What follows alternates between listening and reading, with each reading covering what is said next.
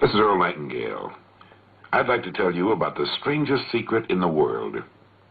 Some years ago, Albert Schweitzer, the great doctor and Nobel Prize winner, was being interviewed in London, and a reporter asked him, "Doctor, what's wrong with men today?" The great doctor was silent for a moment, and then he said, "Men don't think." And it's about this that I want to talk with you. We live today in a golden age. This is an era that man has looked forward to, dreamed of, and worked toward for thousands of years. But since it's here, we pretty well take it for granted. Ours is a land of abundant opportunity for everyone. But you know what happens? Let's take 100 men who all start even at the age of 25. If you asked any one of them if he wanted to be a success, he'd tell you that he did. And you'd notice that he was eager toward life. There was a certain sparkle to his eye, an erectness to his carriage, and life seemed like a pretty interesting adventure to him. But by the time these 100 men reach the age of 65, only 5 will have made the grade. Only 5 are successful. When we say only 5% achieve success, we have to define success, and here's the definition. Success is the progressive realization of a worthy ideal. If a man is working toward a predetermined goal and knows where he's going, that man is a success. If he's not doing that, he's a failure. Success is the progressive realization of a worthy ideal. Rollo May, the distinguished psychiatrist, wrote a wonderful book called Man's Search for Himself. And in this book he says, the opposite of courage in our society is not cowardice, it's conformity. A survey was made one time that covered a lot of men, working men, and these men were asked, "Why do you work? Why do you get up in the morning?" 19 out of 20 had no idea. They simply said, "Everyone goes to work in the morning, and that's the reason they do it, because everyone else is doing it." And there you have the trouble today. It's conformity. People acting like everyone else without knowing why, without knowing where they're going. Now, we learn to read by the time we're 7. We learn to make a living by the time we're 25. Usually, by that time, we're not only earning a living, we're supporting a family. And yet, by the time they're 65, the great majority hasn't learned how to become financially independent in the richest land that has ever been known. Why? They conform. They're acting like the wrong percentage group, the 95% who don't succeed. Why do these people conform? Well, let's get back to our definition of success. Who succeeds?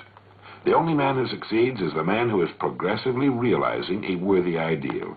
He's the man who says, "I'm going to become this," and then begins to work toward that goal. He succeeds because he knows where he's going. Think of a ship leaving a harbor, and think of it with a complete voyage all mapped out and planned. The captain and crew know exactly where the ship is going and how long it will take. It has a definite goal, and it will reach that goal. Now let's take another ship, just like the first, only let's not put a crew on it, or a captain at the helm.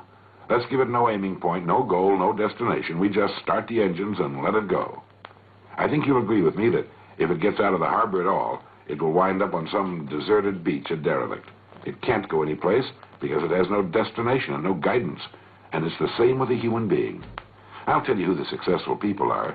A success is the school teacher who's teaching school because that's what he or she wanted to do.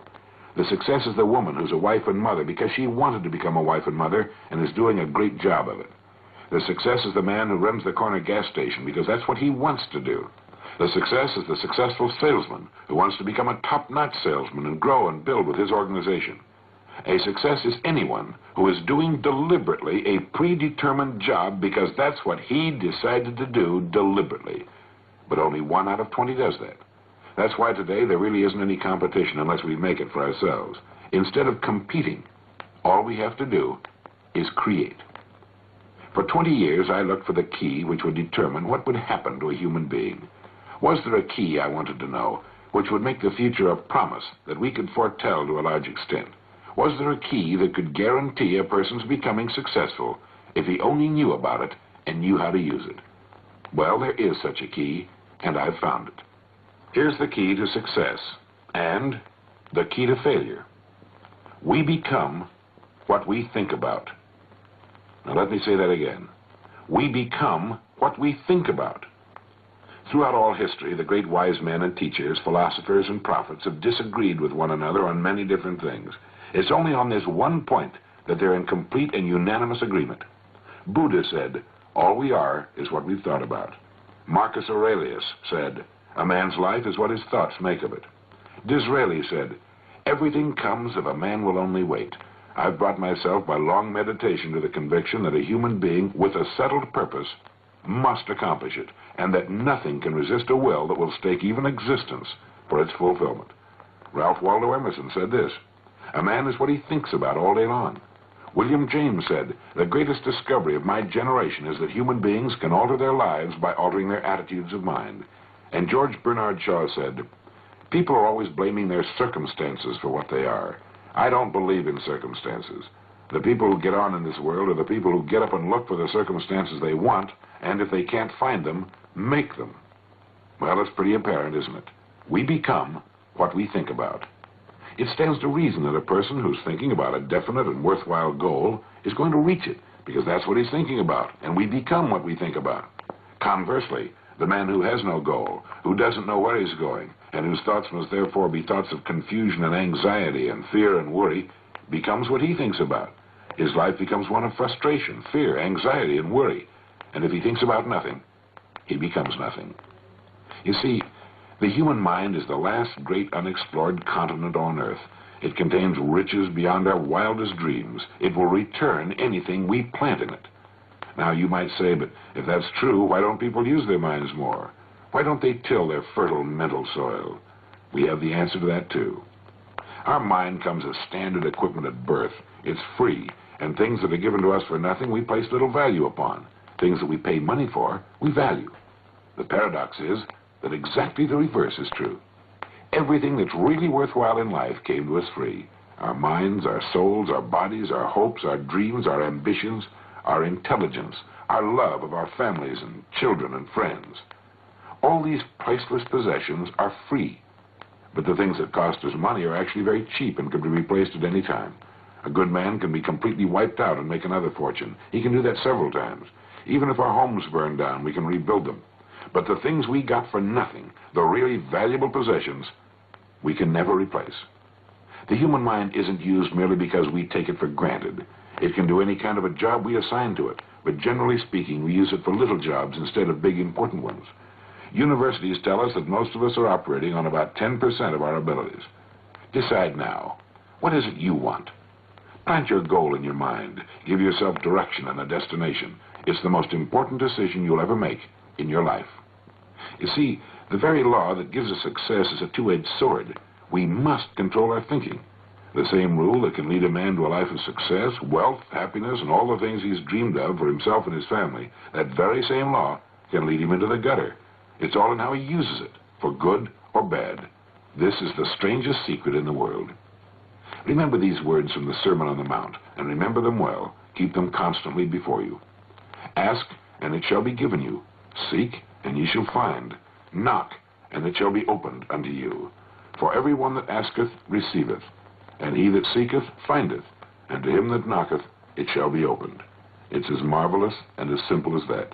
In fact, it's so simple that in our seemingly complicated world, it's difficult for an adult to understand that all he needs is a purpose and faith. Above all, don't worry. Worry brings fear, and fear is crippling. The only thing that can cause you to worry is trying to do it all yourself. Know that all you have to do is hold your goal before you. Everything else will take care of itself. Remember also to keep calm and cheerful. Don't let petty things annoy you and get you off course. Prosperity is founded upon a law of mutual exchange. Any person who contributes to prosperity must prosper in turn himself. Sometimes the return will not come from those you serve, but it must come to you from someplace, for that's the law. For every action, there is an equal and opposite reaction. There are no exceptions to a law. You can drive down any street in America, and from your car estimate the service that's being rendered by the people living on that street. Had you ever thought of this yardstick before? It's interesting. Once this law is fully understood, any thinking person can tell his own fortune. If he wants more, he must be of more service to those from whom he receives his return.